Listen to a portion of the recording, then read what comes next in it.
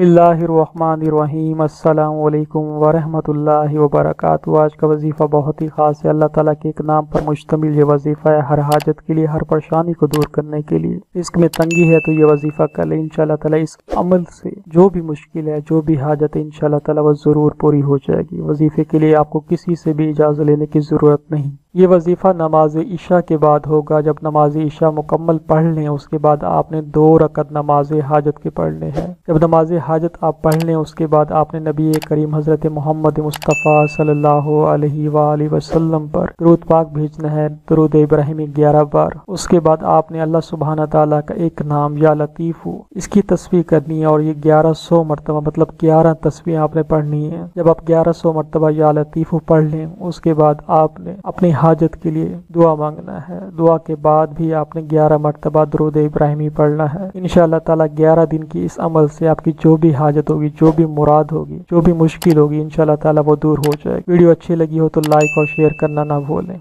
बहुत शुक्रिया। अल्लाह हाफिज़।